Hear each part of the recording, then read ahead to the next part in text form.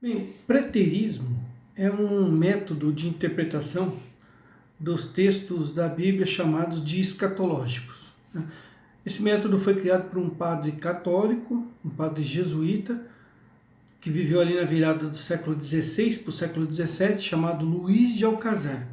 Foi a partir dele que esse termo foi cunhado, né? Preterismo. E basicamente diz o quê?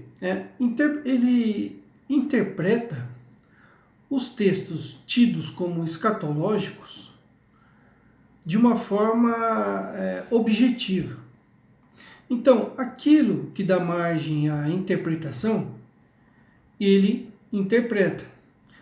Aquilo que pode ser explicado usando textos externos, usando evidências externas, usando método histórico-crítico, ele explica utilizando essas ferramentas, né?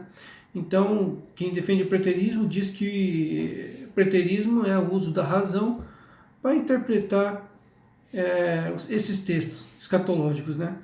Então, tem coisas ali que está na Bíblia que não dão margem à interpretação, né?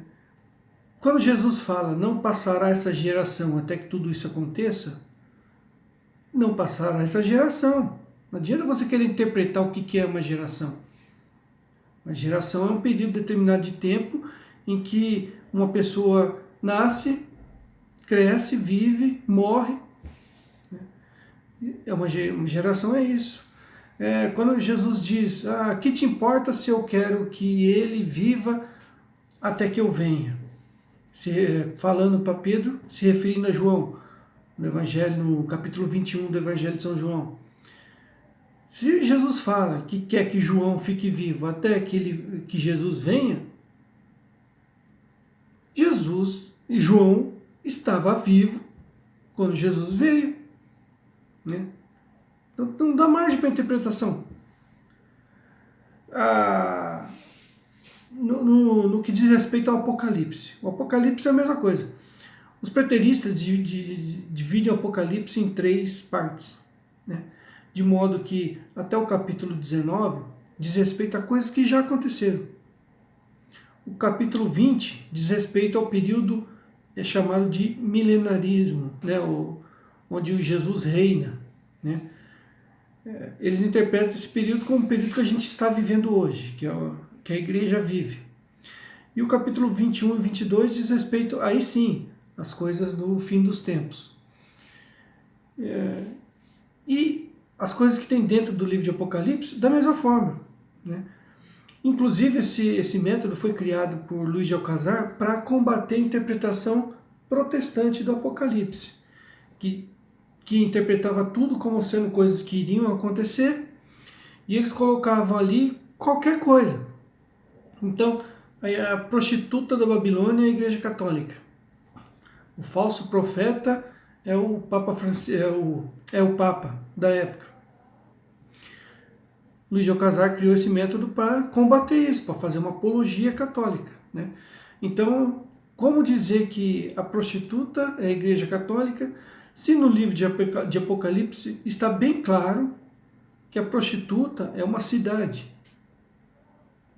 E se você for analisar os outros aspectos dessa prostituta, é uma cidade que matou santos e profetas, uma cidade que crucificou seu próprio Senhor. Então, não tem como interpretar de outra forma. Qual que é a cidade que crucificou seu próprio Senhor? Jerusalém. Não tem como. É uma cidade, não é uma igreja. Então, é um método criado por um católico, é um método católico para combater o protestantismo que atacava a igreja na época, né, e que é defendido por muitos hoje. Não tem nada a ver com esse negócio de tudo que está no Apocalipse já aconteceu. Não.